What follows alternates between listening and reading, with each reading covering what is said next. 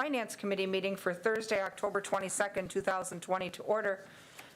Today is the last of our budget workshop series for the 2021 budget. We have just a few things to finalize yet on our budget based on some changes that we made last night. So I'm going to have Mary Ann walk us through that. And then we added an addendum to tonight's agenda for some tax increment district training. We've not had time to do that since the new council was seated, and ordinarily we would like to do that usually in May and June. But since we're together tonight and it's a relevant topic to our budget, we thought we'd offer it, and then any other of the council members that watch these meetings on video can catch that training virtually as well. So we'll turn it over to Mary Ann. Okay, so last night there were two items that were added to the budget.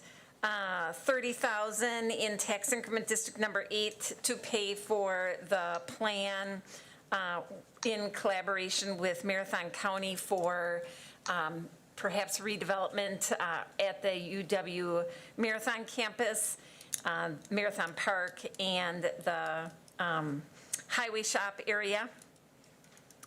And the funding for an additional FTE in the assessment department. And it was determined that a portion of that would be funded with carryover dollars.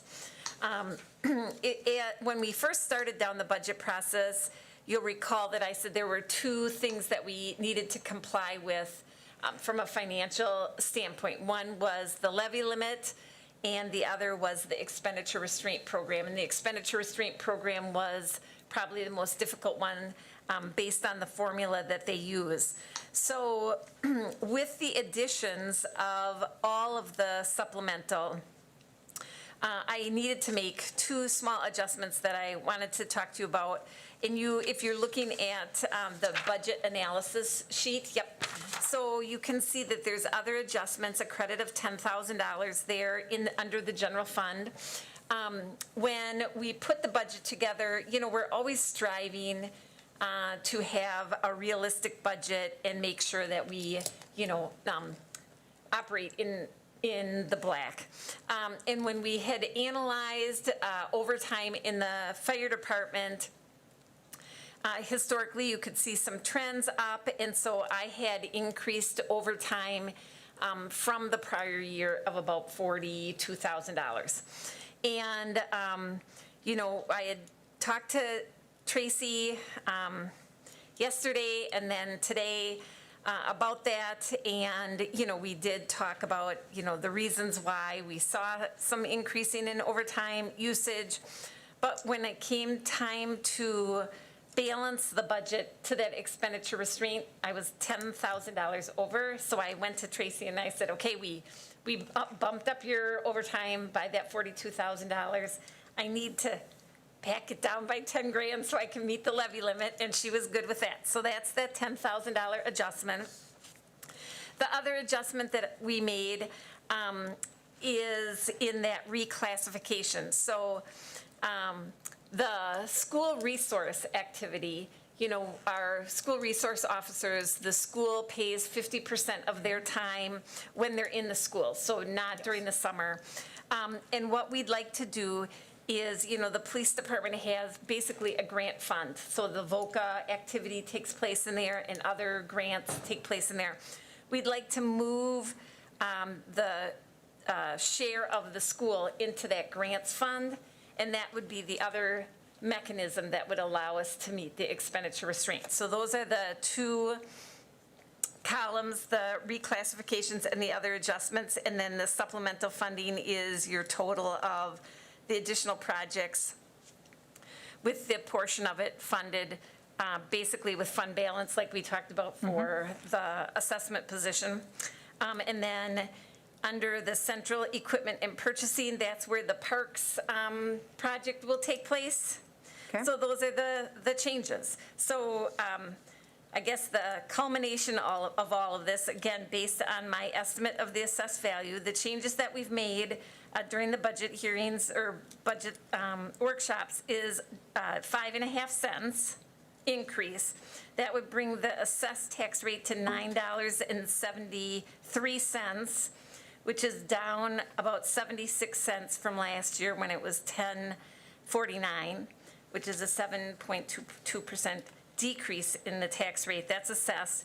when we look at the equalized value, which is the tax rate that the school and the county and the technical college look at, our equalized is now 914 versus 961 last year, a decrease of 46 cents or 4.833%.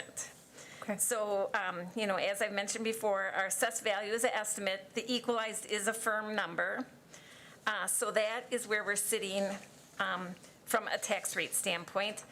Also, I handed out the budget publication, which is a very comprehensive disclosure of our budget, and really we're meeting the state laws. So the state law is very clear about what we have to disclose in our budget publication. So this meets all of those requirements. Okay. So that's Excellent. it. And important to recognize when we're having dialogue, now most of our neighborhood groups aren't meeting anymore, based on COVID, but when we meet with our residents, feels good to be able to go out and tell them that we're able to accomplish, first, to provide all of the services that they expect and appreciate to have continue, but also to be able to let them know that between our capital projects and the other work that we want to get done in terms of infrastructure and things like that, and our debt retirement and all those things that we do every year, that we're able to this year deliver a mill rate decrease to them. And a big part of the reason we can do that is because of economic growth. When we invest in economic growth that generates new tax base and our total valuation goes up, that helps us tremendously to stave off mill rate increases. So it's an easy conversation to have with our residents when we're telling them that our mill rate is going down 7% this year. There's been years where we thought we were getting a bargain by passing along a 30-cent increase. So, there's been times where our cost to continue required that before we spent $1 on CIP or on any supplements. So we're in a really good spot here with what we've hammered out.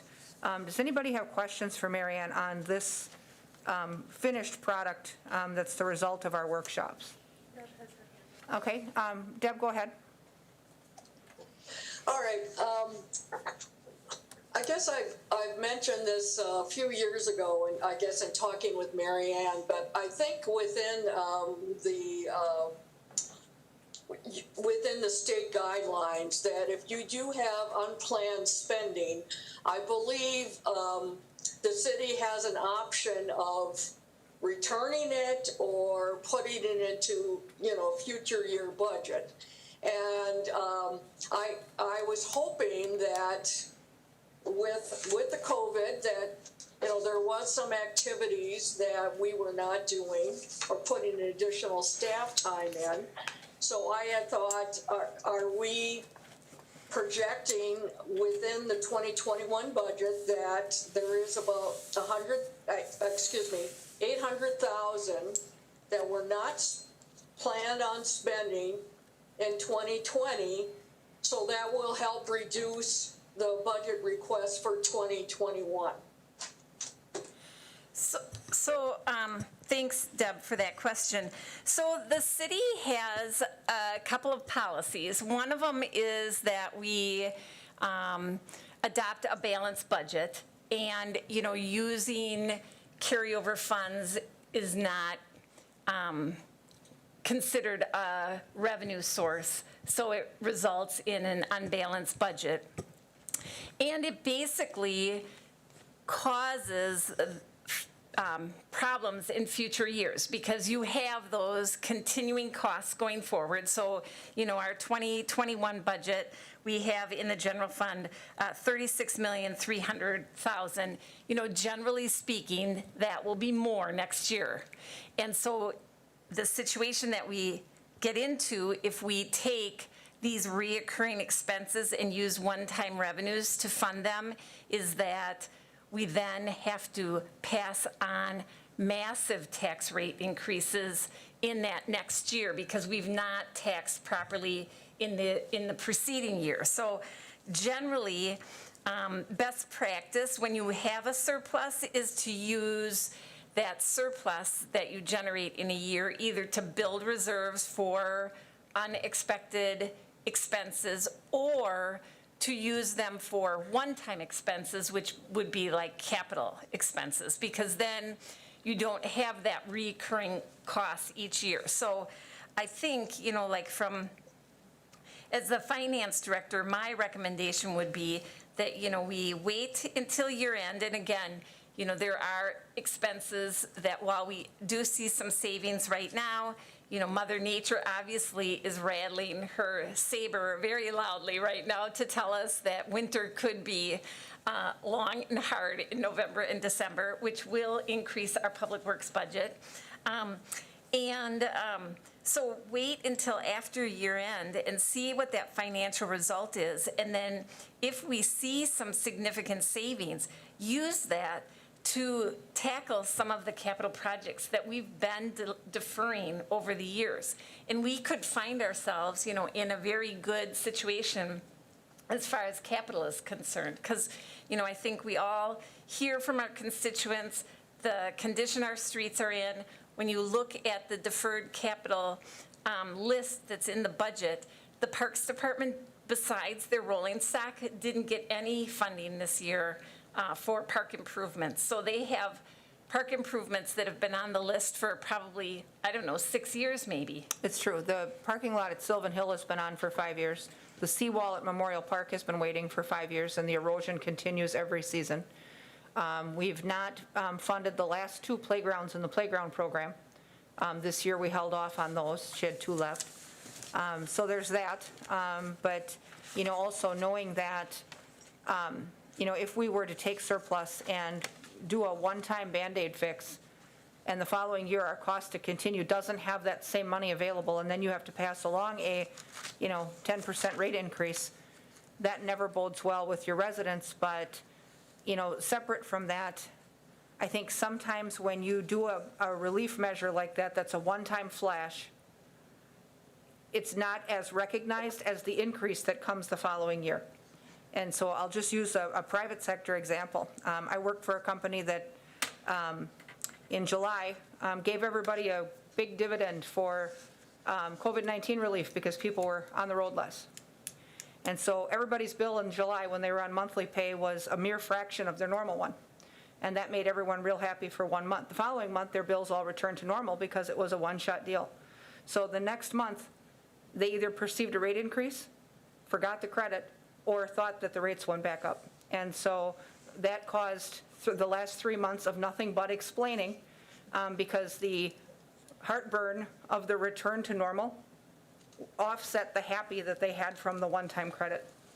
And so that's kind of what happens with this. If we give them a one-time credit and we say, well, we're going to take your mill rate down by 50 cents, following year it's up by $1.50. And so we could really run into some, I would say hostility with our neighbors and our residents if we don't have at least a stable process that we try to use for that. I would agree with seeing where we finish the year in case November and December are awful for weather. And then maybe go back to our capital list, and check out those things that fell below the line. That when we scored, there were more things that we wanted to pay for, but we were maxed out on what we could afford. And see if there's other things that we could do for the taxpayer in terms of work. SISM committee is sitting on a $96 million list of unfinished or unfixed streets. And so, could you get another road out of that? We don't know. But I think those conversations are certainly worth having come January, when we know what our true picture looks like. Yeah. Oh, go ahead, Deb. Well, thank you for the explanation. I guess I would encourage the council to go ahead then, say in the spring or in the winter, that we look at whatever capital projects I think in DPW that would allow us to have more equipment for repaving streets. That we have so many streets in disrepair that, in my opinion, the majority of the surplus should be used for that, and that most of our residents would probably agree on that. Thank you. Sure, thank you. Okay, so that puts us I don't believe we have any other changes to make. So do we have any other comments or questions on our finished product before we send it? If we're all good with it and we want to send it forward, Mary Ann will publish it in the paper on Monday. And so then our public hearing would be November 10th. Yep. Right? Do you expect that the council would pass it the same night or at the No. next meeting? At the next meeting. Okay, November which is 24th. November 24th. Okay. Okay, go ahead, Deb. I guess I was going to mention, are we going to hear from public access? I do think the videographer should be as part of the public access channel, even though they may be working with different departments. But part of that would be putting out those videos out to public access or to the city channel on YouTube, where all the departments can have that. And then as part of YouTube, they're also getting that 95% closed captioning for the different videos for free because Google has advanced software that's able to do that translation. So I had thought we were going to hear from public access about using some of those funds so that all commission meetings are going to be videotaped next year. Thank you. Right. And we were going to look at that too with surplus, weren't we, if we come out with one? We did get an email today from them about what the cost would be. I didn't have a chance to read it yet, but, you know, I had mentioned that we would most likely be doing some final adjustments on health insurance, and I thought we could roll that into that. Certainly And so we possible. could bring that. I don't think I'll have it ready for October 27th, but if we wanted to have one more budget meeting between now and November 10th, we could do it then. Sure. Or I could present it at the November 10th meeting, because I don't think either one of them are going to be, you know, I think that the health insurance will probably be a bit of a savings, and then that would offset these new costs for public access for all, transmitting all of the committee meetings. Okay. So we could just do that at the November 10th meeting Right, we could as make well. that adjustment on the 10th and then update that presentation right in the hearing. Yep. So, okay, and then, yep, and then we'll expect then that council would act on it on the 24th. Yep. And so the only other, if we agree by consensus that we're ready to send this forward, we don't, I guess this item we will vote on just to bless the final product. Do we have a motion to approve this product as created in these workshops and send it forward? We have a motion by Herbst. Is there a second? Second by Watson. Further discussion or questions? Members in favor signify by saying aye. Aye. Deb, are you an aye?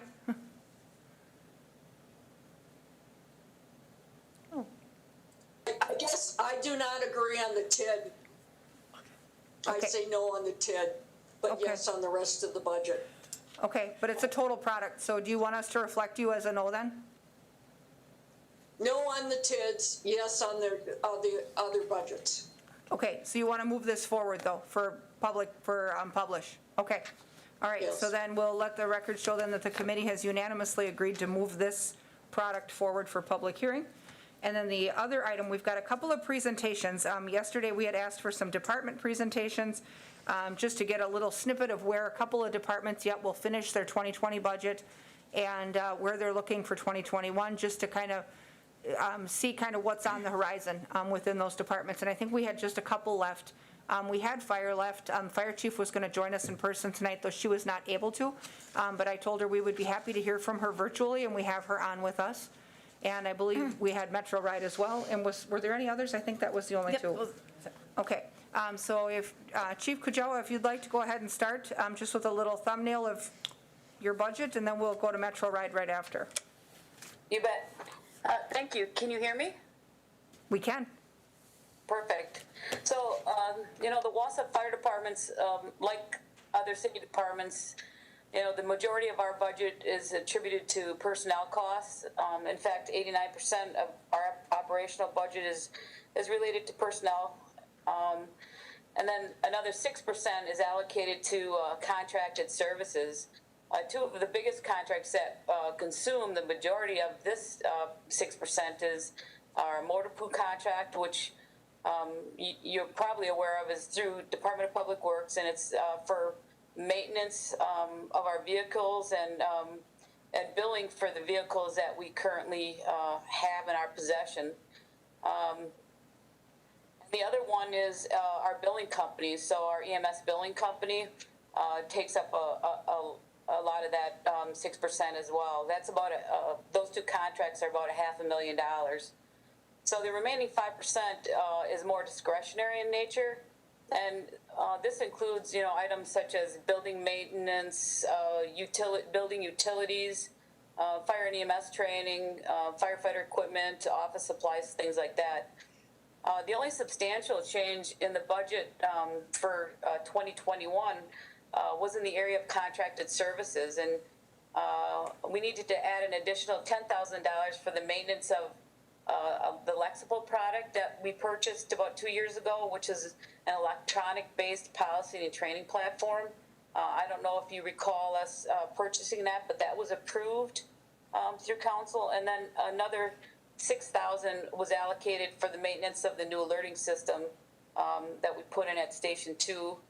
Then we did add an additional $1,500 to our CCITC budget for increased computer services to our department. So basically, those were the only changes within our budget, and it was in contracted services. There were very minimal or basically neutral changes in the discretionary area of our budget. Well, I did speak to Marianne about the budget increase, and she had mentioned that just earlier in this meeting that she presented, what she presented last week to everybody about the increased costs and budgets, and she had mentioned to me that this was driven by personnel costs, and like she mentioned earlier, we talked in detail about this, and she informed me that these increases were in the area of maybe insurance changes, overtime increases, negotiated salary increases, things like that. And if you have any questions on that, she might be better versed at speaking of these more specifically, or if there's any more clarification that might be needed. I guess that's the basics of the budget for 2021. I don't know if there's any questions on that. Okay. Committee members, any questions for the chief on the fire budget? Okay, it appears not. As far as the COVID is concerned, we have been affected by COVID, specifically with the increase in the cost to conduct business. We're wearing more PPE more often, which is really expensive. The good news is we had applied for an AFG supplemental grant, which is a federal grant specific for reimbursement of PPE, which we did receive, and it was in the amount of $16,000. And so this has absorbed much of the extra PPE costs that we have incurred. We also were seeking reimbursement of some of our overtime costs due to COVID through the CARES grant, which is funded by the federal and state dollars, and we actually are submitting this through Marianne, and I think the last submission of this comes due sometime mid-month. So we'll be hopefully getting some reimbursement of our overtime costs with this particular grant. I guess the other COVID concern for us is our run volume. From March through September, we have experienced about 550 fewer responses when compared to 2019, which will obviously impact our EMS revenue. At this point in time, we're unsure what that impact is, but I'm sure we didn't expect this to go on for this long. We thought that we might be impacted maybe March and April, and we thought that impact would decrease as the summer move forward, but it just hasn't rebounded. So we're about 550 runs short comparatively to 2019. So that's a little bit concerned for us as far as a COVID impact. As far as the current budget is concerned, where we run into issues this year is in our motor pool line item. Again, this is the item for maintenance of our vehicles through DPW. And currently we're at 140% of that line item. That's the only item that is really of concern with us. And that's, and 140% is about $150,000 over budget currently, and we're not even through the year. We've had some struggles with some of our engines going down and our backup ladder that really have needed some expensive repairs. So I guess the good thing is we're going to take delivery of 2 new engines the beginning of next year. So we'll be moving to, obviously, vehicles that are more reliable. And because of this, I don't foresee us having, other than this, I don't see any other issues with our current budget. Okay. When that happens, when the 2 new engines arrive, do we then, decommission and sell the older ones that have been problematic, or do they move to backup status? No, these will actually be sold. Okay. We will be getting rid of them. DPW has taken possession of some of our engines in the past for, the water pump on it for cleaning roadways or cleaning the ramps, the parking ramps or things like that. I'm not sure if they're going to get rid of the one they currently have and keep one of these other ones that we'll be decommissioning, but that'll be kind of up to Mark Hansen what he wants to do with that. Okay. Any questions about the fire budget at all? Okay, I think we're set then. Thank you for that, Chief. Thank you. The other department we have left is Metro Ride, and I think we have Greg on with us virtually. So good evening. If you want to just walk us through a little bit of the Metro Ride situation for the end of this year and next year. Sure, absolutely. Good evening, everyone. So I think the real budget news for Metro Ride has to be a CARES grant that was awarded earlier this year. The total of the award is $3.2 million. We've gone in 2020 from having a year where we were really struggling to figure out how we're going to finish the year. Revenues were down, ridership was declining, and the city share of our budget was going to go up. But what we plan to do with the CARES funds is offset revenues lost. We will apply those funds as a contra asset, and we are allowed to reduce the city's investment in our budget. So in my 2020 projection, we're looking to reduce the city share of our budget from about $1.2 million to $173,000. That's a tremendous turnaround. I'd like to say that's due to operational efficiency or something like that, but it really has nothing to do with anything other than the award of the CARES funds.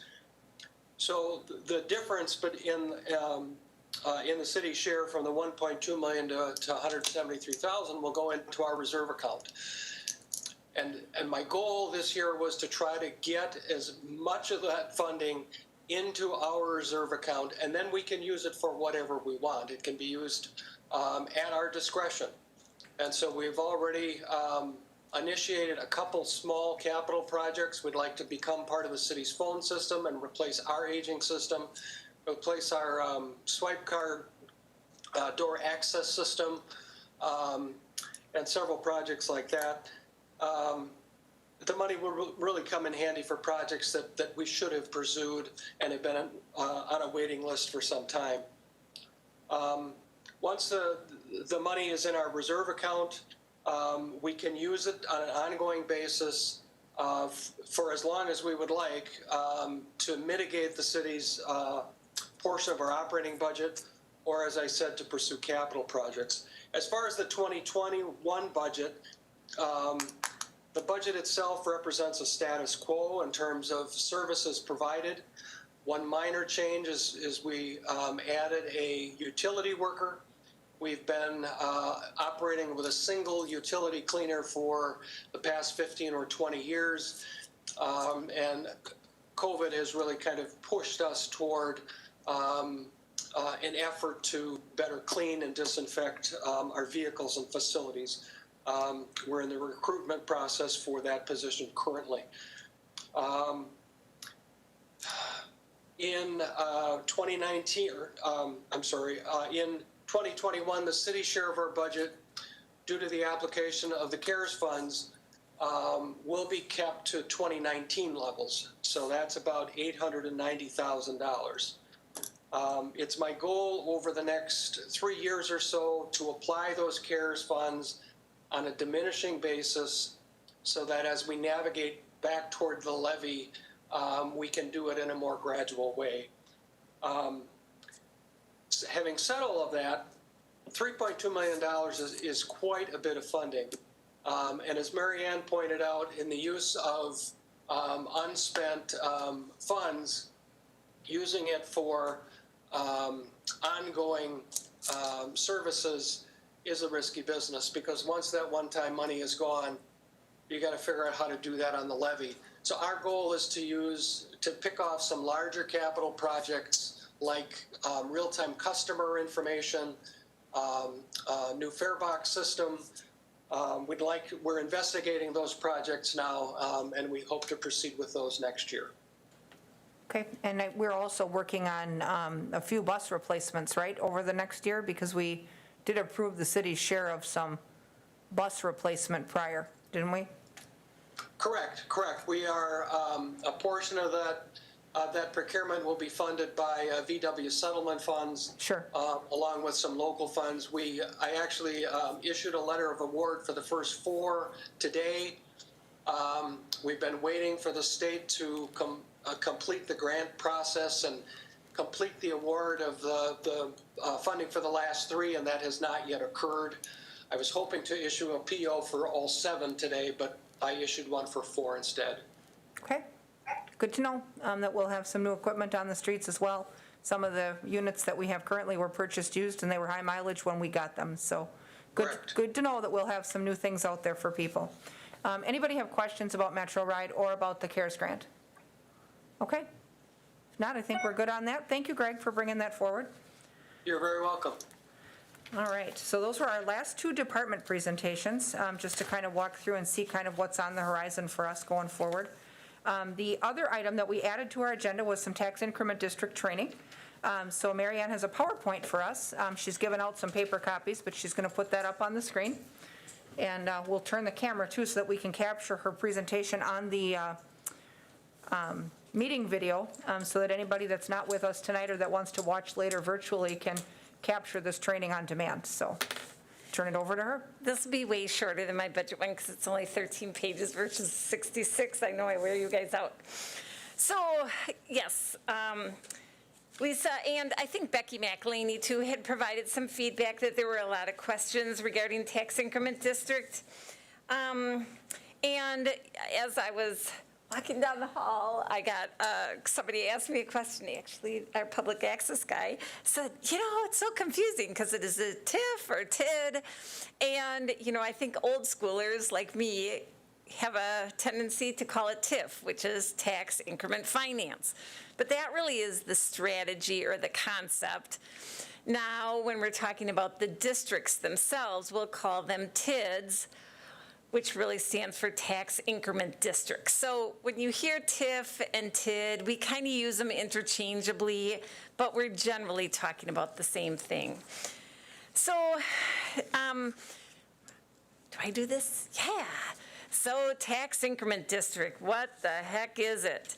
It's a financing tool and an equalizer. That's what I like to think of it. So it really provides us, the city, with extra funding so that we can construct infrastructure and pay for other costs related to economic development. If you look at some of the challenges that older cities like the city of Wausau face, if you're a developer, what is going to be an easier target for development? A green pasture or buying old buildings that need to be torn down, that might have environmental issues? All of those challenges, the state of Wisconsin back in the 70s realized if we're going to get rid of urban blight, we need another tool in our toolbox. And the way to do that is with a financing tool, right? Because it's all about money. So they came up with this idea that, and it's actually, tax increment districts are used throughout the United States. I can't tell you that they're used in every state in the United States, but they're used in a lot of states. And it really is about giving the city the entire tax rate. So, our tax rate is, $9 something. Our total tax rate is $26 or $27. So for us to finance all of the infrastructure costs on $9, it will be basically cost prohibitive for us to do that. If we have $26, we have 2/3 more money to accomplish that. And the idea is because the city is investing in that capital, that it wouldn't likely happen anyhow, so the schools and the tech and the county aren't really out anything because it wouldn't have happened unless someone makes the investment.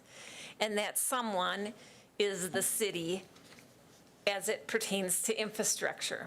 And so that basically is why we have it. We make the investment, the city takes the risk, because we say we have a belief that our community can be better, that this area has a bigger potential, and we make that investment. We get all of the taxes from the growth, and we use it to pay for the costs of redevelopment. And when we've concluded that effort, everyone shares in that growth. So here's a common question that we've received a whole lot with that.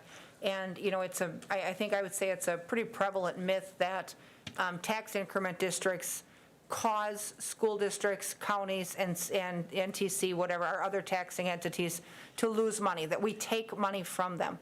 And so I guess I'd like you to clarify that, because when we did some previous training, what we're keeping is the new growth. Right. And so when you draw a map and you say within these lines is a tax increment district, that really freezes the taxes at that point in time.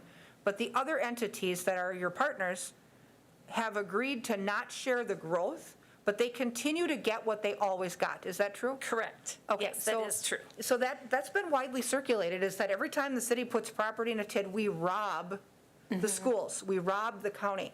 And so I think it's important that we know that that's not what happens. They Right. get the same income they've always had. They Right. just don't get the new stuff until later. Correct.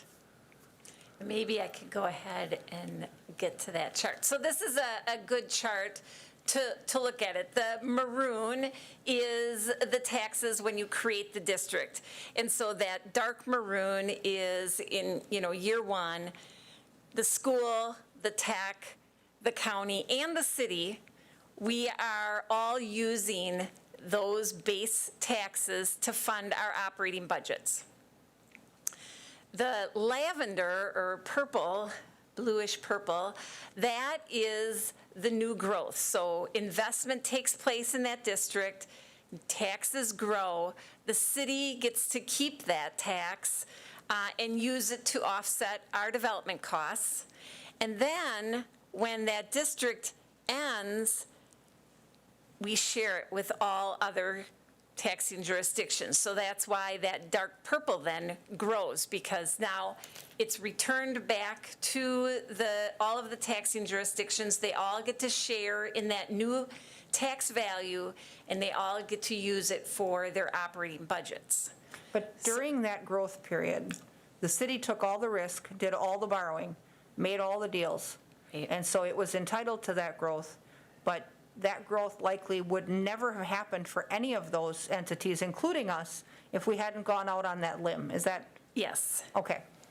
And I think the other premise that is very important in tax increment districts is the objectives that we have in our tax increment districts benefits all local government. So, when you look at the objectives to create more and better jobs, to attract and expand business, to increase property tax base and maintain diversity in that property tax base, to clean up polluted sites, to eliminate blight, to update infrastructure, to improve and preserve urban areas and historical properties, to increase the population, to provide better housing, and to stabilize neighborhoods. There isn't one government unit that doesn't benefit from that. You know, schools need students, and students need good housing, and they need good neighborhoods to grow up in, and they need, you know, their parents to have good jobs. So it benefits the school not only in property tax base, but in those other objectives as well. The county relies on sales tax. They rely on now property tax too. They benefit from those. I mean, when you look at the county's main core values that they're trying to, it's a healthier community. Quiz, Michelle, do you know what they are? Healthier community. 100%. All of those fit in our tax increment objectives. So so that really is one of the basic premises, is that what we're doing in the tax increment district benefits every unit of local government. So the state recognized, it started out in 1970s for blight, and it has expanded over time, but the state recognizes the challenges based on district type. So blight, they allow you to keep your district open for 27 years. Rehabilitation, conservation, it's urban renewal, it's like blight. Again, 27 years. Environmental remediation gets 27 years. But the industrial districts and the mixed use, which is more like a commercial district, those only get 20 years, and towns are a new component and they get 16 years. So the state law recognizes these districts and the challenges that they face, and they respond to that by the life of the district. So it's really not that complicated of what we do to create it. So the first step is to develop the plan. That means develop your map. Where's the area that you're trying to make a difference, where you're going to improve infrastructure and try to encourage new development. Come up with your project list and the related expenses and how you're going to finance it. Then you share and get feedback. And we share and get feedback by conducting a public hearing at the Plan Commission. With blight and remediation, we have to send letters to the property owners within the district that are determined to be blighted or in need of remediation. And we have to have newspaper notices. So we're reaching out and getting feedback on that. We need to get approval then from our local governments. So the school, the county, the technical college, they all have members who sit on the Joint Review Board, and they have to approve that project plan.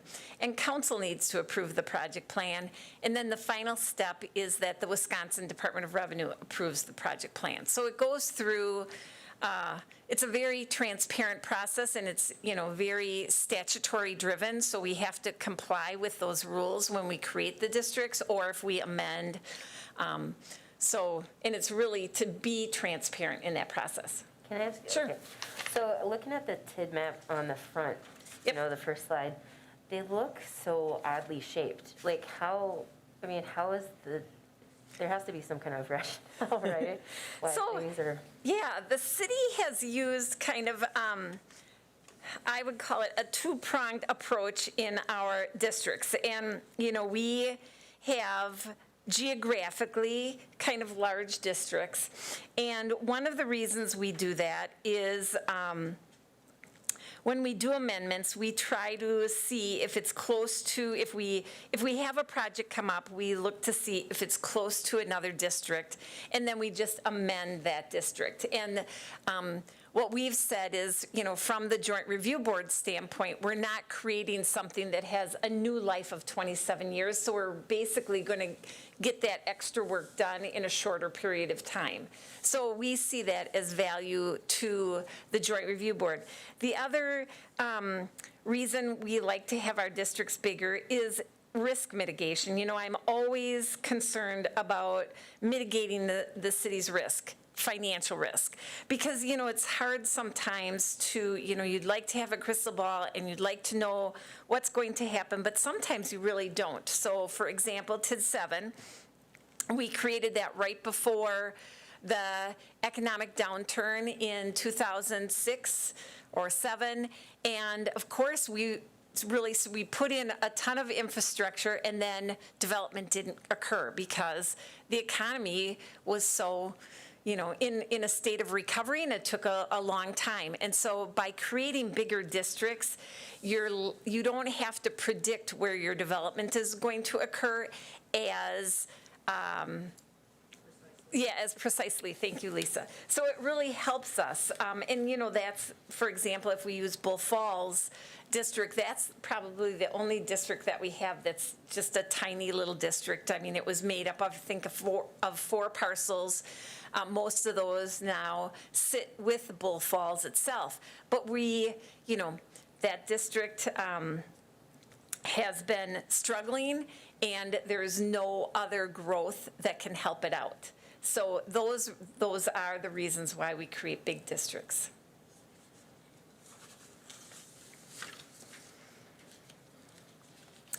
So then,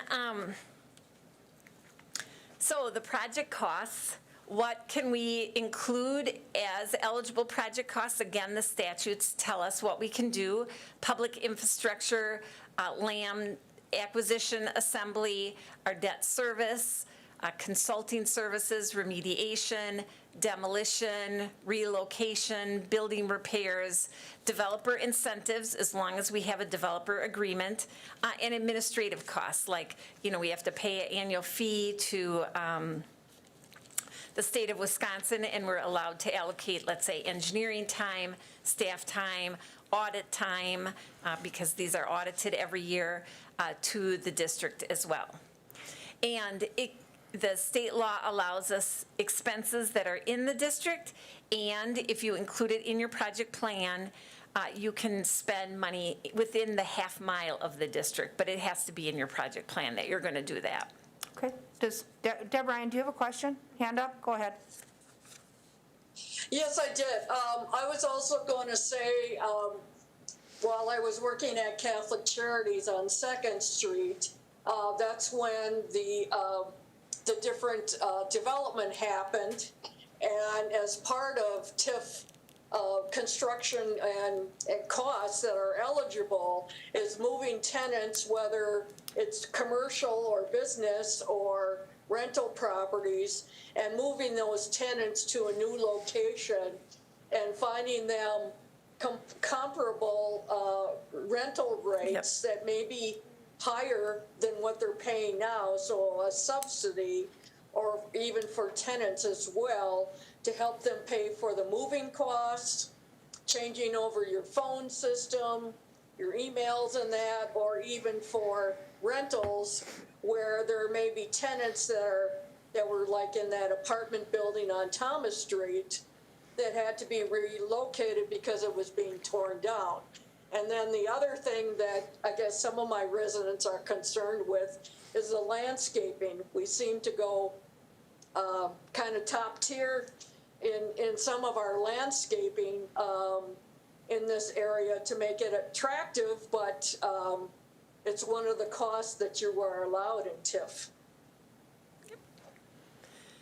So when the Joint Review Board is evaluating whether the district should be created, they're assessing what's known as the but-for test. Would development occur but for the tax increment district? So the district is supposed to eliminate obstacles to development, basically. And what are some of those obstacles to development? Land assembly costs, especially, you know, the picture on my first slide, that old building, maybe not that building, but oftentimes we have buildings that have basically reached the end of their useful life and they're obsolete, but they still have value, but they're not the highest and best use. But someone still has to pay for that, you know, and that creates an obstacle because they're paying for something, then they're going to incur the cost to tear it down. Those are obstacles in land assembly. The infrastructure improvements, sites can have challenge, whether it be rock, whether it be pollution, whether it be poor soils. Those are all things. The environmental challenges. Sometimes it's financing gaps. You know, when banks consider something too risky, they're going to expect more cash into the project. Oftentimes financing gaps, like if the economy is providing for very high interest rates, that can create challenges in the development. Or sometimes it's that developers don't feel confident in the area. So the riverfront, when we were redeveloping the riverfront, the first person to go down there was taking a risk because they didn't know, you know, like it wasn't completed at the time. They didn't know whether it was going to turn out to be a nice area or not so nice area, whether people would embrace it or not. Those are all things that the TID district is supposed to help overcome. And then sometimes, based on your market, the developer cannot create a sufficient rate of return. And so, you know, in those areas, again, it's a financing gap that the district can help offset. So when we talk about insufficient rate of return, you know, I guess when I think about that, one of the things I think about is the profitability of low-income rentals. Let's just say that That's you a good example. have an example, you are going to build affordable housing. And affordable housing, if you're going to build it brand new, costs as much in terms of construction to build as market rate housing, but the amount of rent that the developer can collect is maybe half of what the market rate is. And so they have the same borrowing costs, the same mortgage to pay, the same property taxes to pay, but way less of the income to do it. And that's why normally low-income housing is done by specialists that specialize in that type of project, because most of them can get either WIDA credits or some type of grant funding to try to close that difference. But, you know, that really is where the rubber meets the road, I think, on rate of return that we've seen, at least in our Economic Development Committee, where, you know, everyone wants to do, would like to do that type of service, but you can't make that go. You can't make it profitable without help. And so that's just where we experience it a lot in ED. And then again is the slide showing how the increment and what that increment is being used. Again, the base tax is that maroon. Everyone keeps that. The lavender is used to offset all of our development costs. And then when the district is closed, that maroon is, the taxes are substantially more, and it's used by all of the taxing jurisdictions for their operating budgets. So one of the other things that seems to be discussed a lot is our deficits in the district. And hopefully this will make sense. So, you know, like if you look at a district in 2021, let's say we're going to make infrastructure improvements. Let's say $5 million worth of infrastructure improvements. Our debt payments are going to be about $400,000 a year for a 15-year amortization. So when we borrow that money in 2021, in 2022, we have to start paying that right away. And yet, do we have revenue to pay for that? We really don't, because there's no new construction that's occurred in that area yet. So even if a developer starts constructing, you know, so we're doing our work in 2021, if the developer starts their work in 2022, there's not going to be value until 1/1 of 2023, and the city doesn't get to collect taxes on it until 2024. So you can see that there's a multi-year delay in when our increment comes in, and that would, you know, be if we received development that very, you know, the next year there was construction right away. And then if you're using something like out in the business campus where I don't even know how many acres were out there, but a lot of acreage, or the mall, you can't expect that all of the development is going to occur over time, right? Because, we aren't a big enough economy to absorb that much new facilities at one time. So it takes place over time. So, like if you look at this chart, which the colors are faded on the big screen. So if which we is looked irritating. at, let's just say like with our business campus, we have the original business campus, which grew kind of slowly, where you'll have a factory here and there, or you'll have an expansion here and there. But then we have the new business campus, which took off like crazy because we were blessed with a $50 million factory. Right. And so that year that new one started, when we first bought those, that was before any of us were here, their original business campus, they had to put in water and sewer and roads because they had land, but you can't get there to build anything. So you borrow all this stuff up front and you put in the roads so people can get to the sites that they want to buy. And so you carry that the whole time. And so if it takes 10 years to build that up, you're in this, negative situation for way longer. But with that new one that we developed, we put in streets and roads and water and sewer, and then a $50 million factory built the next year. And so you're in that situation for way less time. And so, that's just a different example, but we were very fortunate with We were. that new one. Yes. So, So in this example, the debt payment is $400,000. You can see the first couple of years, there's very little increment. Assuming that you have gradual new growth, that increment is starting to rise, but that still is a deficit phase because we're making that debt payment every year of $400,000. So, in theory, by the time we get our first increment, we would be in a deficit of, anywhere from probably, $1.2 million if a 3-year period and you've made 3 debt payments, you're going to, be in a deficit of 1.2.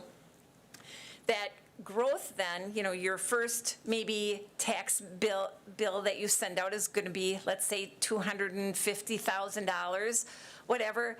That will help pay some of that 1 year, but you're still in that deficit situation. At some point, you break even, and then your increment surpasses your debt payment, and so you're in deficit recovery then. And so this is basically the financing of all of the districts. It's a normal process. And, our goal is to try to monitor the districts and monitor our capital spending and do capital spending as we think our districts can afford it, and not looking at one district alone, but looking at all of our districts so that we're managing those deficits so that it doesn't place, because historically the general fund has helped the districts when they're in that deficit situation. We advance money to the district while it's in that deficit situation, and we want to manage that so that those deficits don't grow and create a hardship for the general fund. So that's, basically what I do is monitor the districts individually and in totality so that I can make sure that it doesn't put an undue burden on the general fund at any one year. but then those districts are also forced to repay the general fund. Correct. They make During payments that back. deficit recovery period. Okay, Yep. Mike, go ahead. Yep, and maybe you can speak a little bit to this, because this is something, when you're looking at like the timeline of a TIF, and I'm just going to take, for example, TID 7 here, because if you look at its timeline, you do see, a long string of deficits, and then it comes, and then 3-4 years ago, it came into a positive balance, and then it slips back into a deficit again. Can you speak a little bit to that? Sure, and really that was the new deficit, so we were making some recovery. We were at the end of our expenditure period, or nearing the end of our expenditure period, which is January 10th of 2021. So we looked in the area and we said, okay, we know what the increment, we feel confident what the increment is going to be over the next years of its life after its expenditure period. We know that it could afford some more capital improvements. And so we looked at the quality of our pavement in that area because, it gets heavy use from the medical, area. It's getting heavy use in that commercial zone, and it needed to be rehabilitated in some areas. And so we said, let's invest money, even though it's increasing our deficit, let's invest money because, again, we're getting to that advantage of being able to use the full tax rate. We'll make those investments. It will increase our deficit, but just for a very short period of time. So that then also shares the cost of the road, street, water, sewer, whatever, amongst all of those taxing entities per se. Right. Rather than us borrowing and paying it alone, because everyone uses it, everyone benefits from it. But if we were not using TID funding for some of those infrastructure projects, we would bear the full cost and everyone then gets to use it. Right. And we did go to the Joint Review Board, and we did a project plan amendment to do that. So the Joint Review Board had the option to say, no, we don't want you to spend more money.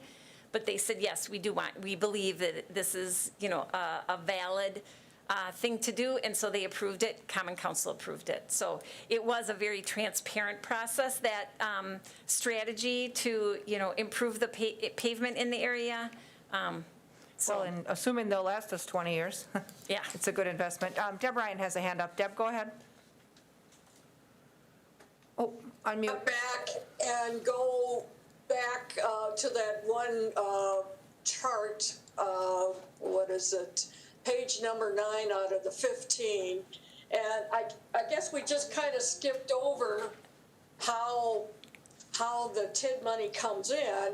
So for people at home or that don't have much finance background, is that for the TIF, when you do get approved and decide to go and get to go ahead and issue bonds, you're issuing bonds for, say, 20 or 30 years and selling them, and then the city has the money up front before the end of year 1, so that they have that cash that could be invested or put in getting some interest income.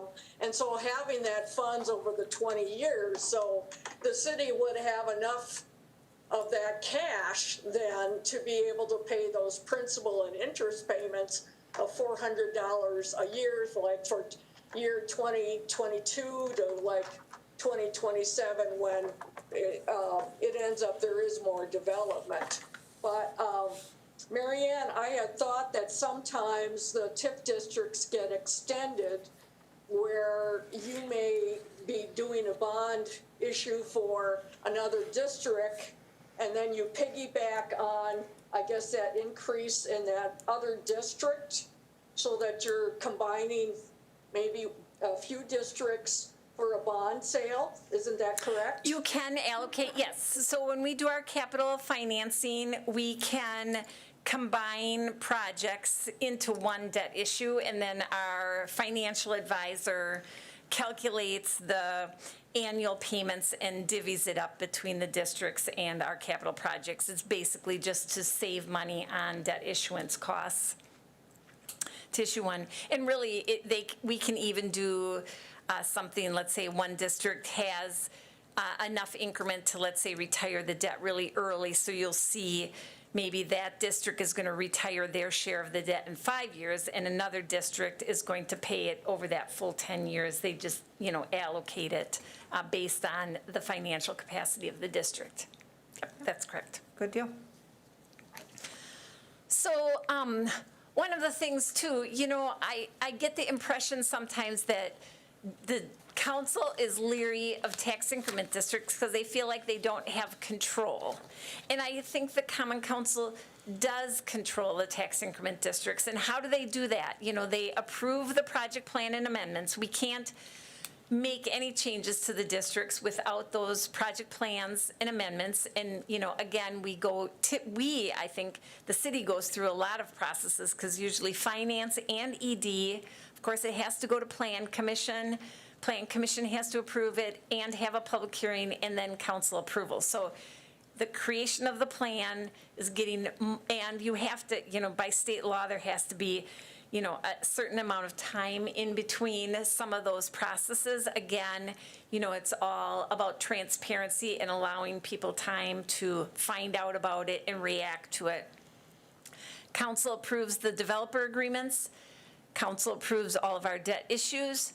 They approve the spending in the district in our annual budget, and they approve termination. So really, the council controls what we do in tax increment districts. And Deb's got her hand up. Go ahead, Deb. I had happened to be attending the city meetings when the birds on the boulevard was talked about. And there was a presentation by Revi Design where they had a whole presentation and graphics of how the birds would fly in, give you an idea of it. But originally the birds came in the West Side TIF district at 25,000. But eventually it ended up with all the pieces that were missing, I believe close to $300,000. So the council does have the right to also limit what is going to be in a TIF, but I'm also giving you example of where it can take off and get out of control.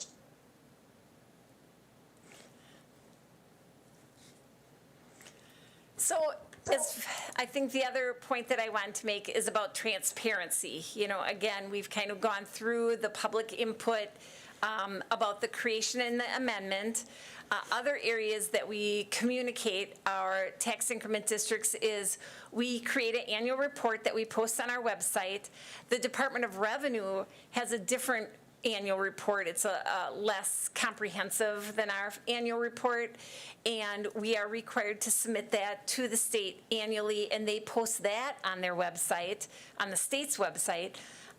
We are required by state law to meet with our Joint Review Board on an annual basis, and we go over all of our financial reports with them, and we're required to have a public notice. Like when we have a council meeting, we send it to the newspaper and we put it on our website and we put it on the bulletin board outside, in the city hall.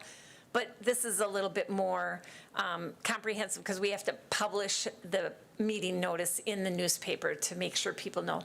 And then it's all our finances for the TIDs are also included in our annual audit. So it's very transparent what's taking place in the districts.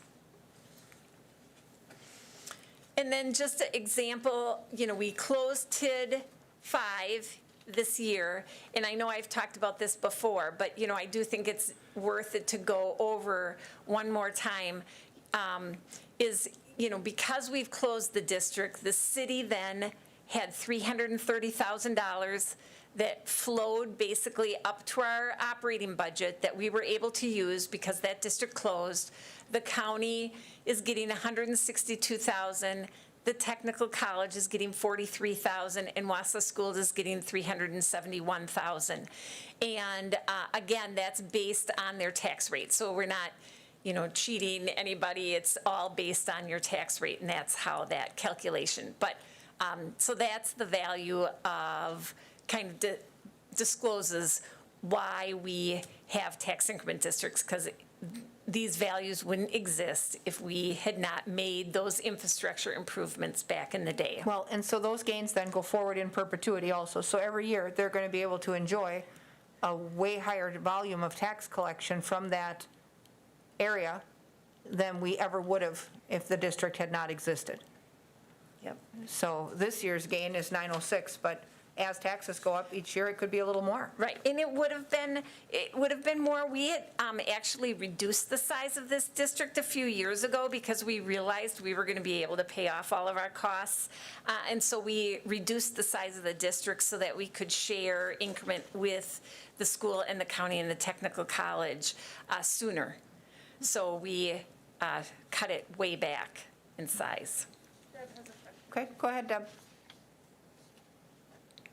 To mention that, from my understanding, I thought within the TIF financing too, that during that period of financing, whether it's 20 or 30 or beyond that, that the TIF district funding only stays within the TIF district for improvements in that area or developers or landscaping as such.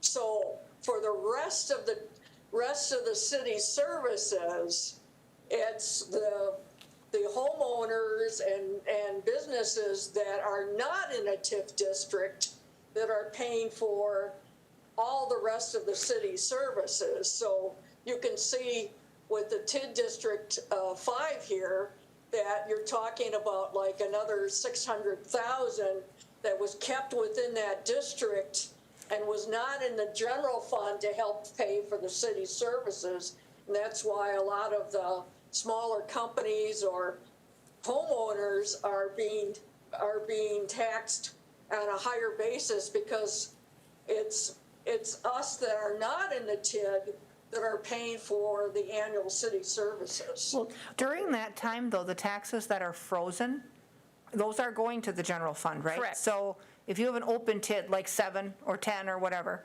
the frozen taxes, Are still using, are, so those funding the people are operating paying budget. in Yes. at the same rate as everyone else. Yes, everybody's tax rate is the same regardless if you're in the district or out. So the only thing you're withholding is new growth. Right, correct. So you're really not, the people within the TID aren't benefiting disproportionately from everyone else. Right. I was going to say, but though, when you look at the TID closure for 5, that County Tech and Wausau School is like, another 500,000 to 600,000 that's being used within the TID. And if it wasn't in the TID district, it would go back to those entities. But still, it's a lot of the homeowners and small businesses that are not within the TIDs that are paying the annual burden for the whole city services each year. But they never would have had the growth in the first place. Didn't you say, though, those amounts were going back to those entities? Yes, they are. Okay, Yep, in this, in the budgets that we're preparing right now. so it's not like we're holding it hostage? We are not, no. So then just one more time on the TID 7 allocation. So, there's been some question, did Dawn? No. Okay. Again, some question of, well, how can we do the allocation how can we approve an allocation today when the district is in a deficit? At the last meeting, I'd shared some information that I got from Ellers. Since that time, I've also reached out to the Department of Revenue just to verify, and they've said, I sent them an actual copy of this cash flow, and they said if they receive an amendment from the city, they will approve that allocation based on this cash flow. And how they look at it is, if we go to 2021, for example, that row, you can see that our current year obligations, and that's what the law talks about, is your current year obligations. So in 2021, our debt payment is $67,450. We'll probably have administrative costs of about $8,000. Our developer incentive, our final developer incentive payment to Godorsey is $264,000. But our increment, our current year increment is will be about $1,045,000, and then we get some other revenue payments where the state is making payment in lieu of tax, basically for computers and personal property. So our current year surplus is that $738,000.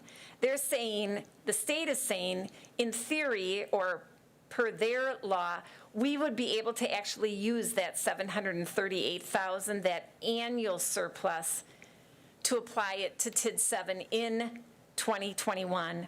And in 2022, then, if you follow it down to the next, we would be able to apply the 1.1 million.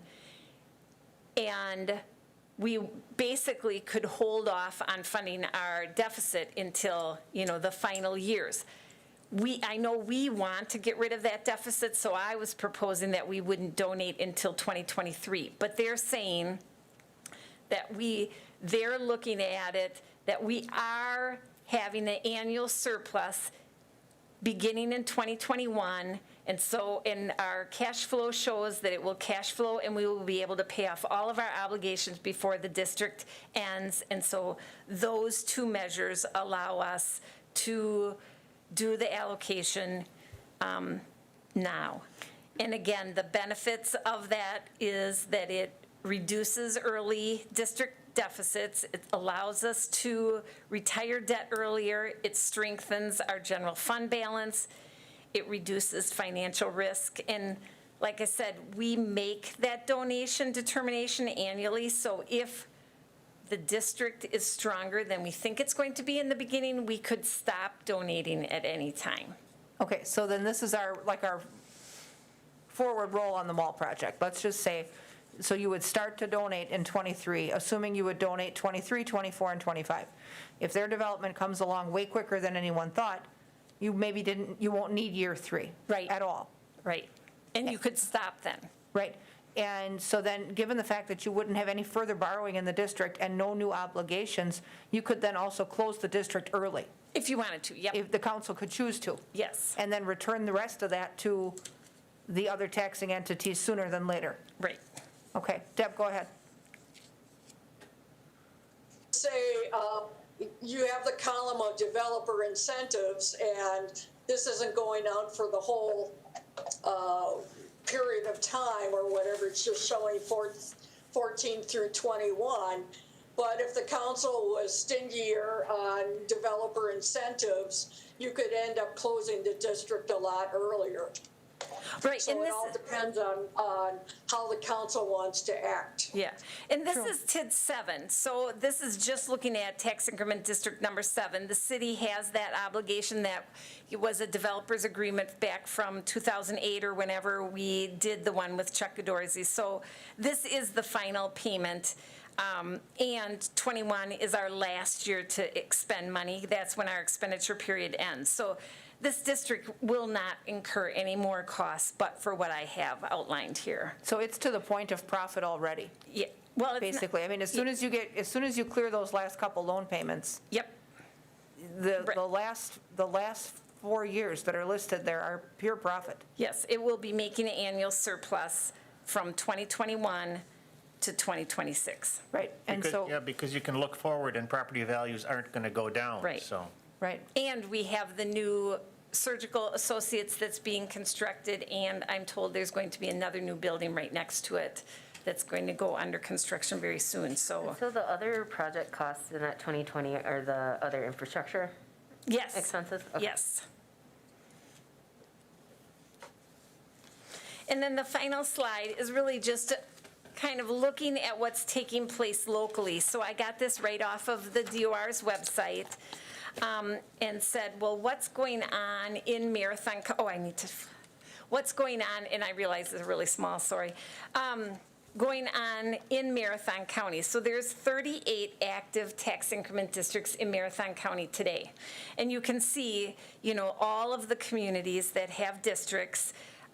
You can see one of the stipulations in creating a new district is you can't have more than 12% of your value in increment. So this last column here basically is where each one of these communities are in that calculation and whether they would be able to create a new district or not. So you can see that it kind of varies by community. How much did you say again, Marianne? 12%. Okay, thanks, sorry.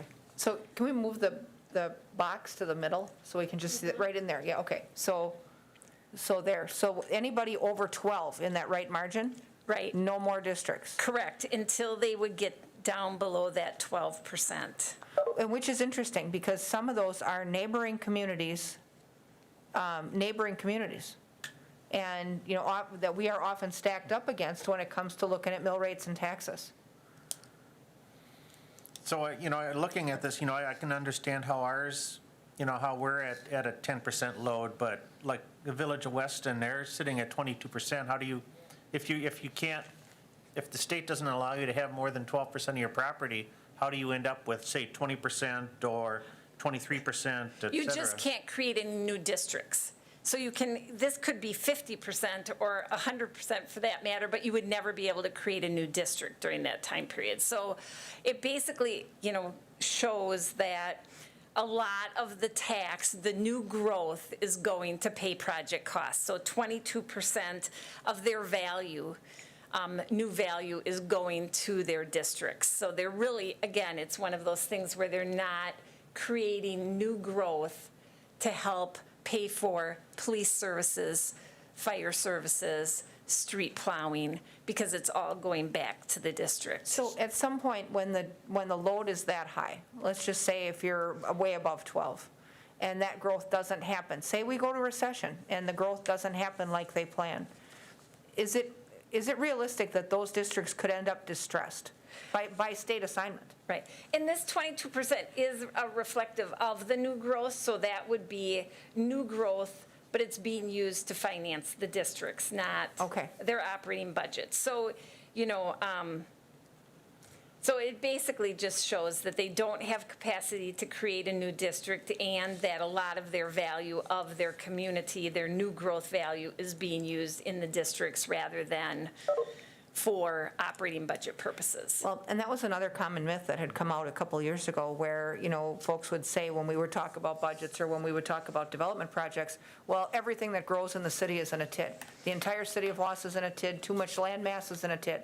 But if we're at 10% of our new increment and we look at our TID map, there's an awful lot of land mass in the city. I mean, on the front cover, the city is oddly shaped in the first place around the boundary, but if we look at the shape of those districts, there's an awful lot of land mass that is not in a TID. So I think that it's a misconception if someone just paints with a broad brush and says, half of the city of Wausau is in a TID, because it really isn't. So I guess, Maybe this isn't too relevant, but TID 3, Yep. what kind is that one? Because it's really long. It's really what? It's a long one, and I Oh, thought yeah. you said 27 years was like, Right. So the state law does allow you to apply for an extension. So this was a blight district. So when the city was starting to look at that riverfront redevelopment, we looked at all of the costs, because, we bought all of that property. I mean, just one parcel was like $2.6 million. And it was polluted, and we needed to do all of this environmental remediation. So we looked at the financing of that, and we did use our option to extend that district because of the financial investment that was going to be required for that blight elimination on the riverfront. So that's the one district that is actually over 27 years. but rather than create a new one for a fresh 27, Right. what was added to 3? Was it 10 or 15? Yes, 10 years. 10 years, so it was extended 10 years beyond its normal life? Yeah, Okay. I think it's 10 years. Go ahead, Deb. I was just going to refer back to the TIDs locally, and Mary Ann, you can maybe address this better, but I think originally the TIDs were to help larger metro cities that were old, like, the city of Wausau is over 100 years old, where in comparison, Edgar or Weston and that was fairly rural and quite small. And so the TIF financing was a way to help the older cities repurpose some old infrastructure and streets and get rid of the junk, where now, I don't know if it's from the state that is letting these other smaller rural communities be able to use it where it was pasture. And so they're not dealing with having to do all this, prior cleanup. And so in a way, there's a lot more competition now for companies of where they want to go. Do they want to deal in some of these smaller rural communities where maybe the tax rate is lower, or do they want to deal like with Wausau, which is over 100 years old, and then all the additional costs of tearing down the old infrastructure, the old streets and redoing it. Correct. And I'm told Rib Mountain just created their first district, the town did this year. Wow, okay. Yeah. Well, townships are new, right? Townships couldn't have a TID Correct. forever until just recently. Yes, yes. So that is the presentation. Okay, does anybody have questions for Mary Ann about any of what got presented or any of the stuff that we've talked about in our budget along the way? Deb might have a question. Oh, Deb, do you have an additional question? I see your little hand up. Or are you stuck? No, I don't. Okay, all right. Does anyone else have anything? If you think of a question or anything that you want to understand or have a deeper dive into, call Mary Ann anytime or arrange to get together with her or meet with her. She knows more about this than everyone that I know. So don't be afraid to reach out. And like I said before this presentation, there is no dumb question. There just isn't. It's a complex system, but it's something that we, at least on our committee and on the ED committee, have to understand. And so it's one of the most valuable things that we as alders can ever learn is how to understand and dig through some of this stuff and understand the impact that we can make if we use it properly. So with that, that's the only thing we have for tonight. So I'll entertain a motion to adjourn. Motion by Watson, second by Herbst. Members in favor signify by saying aye. Aye. No one's ever opposed. We'll stand adjourned. And I will see you guys Tuesday night then for our normal finance meeting.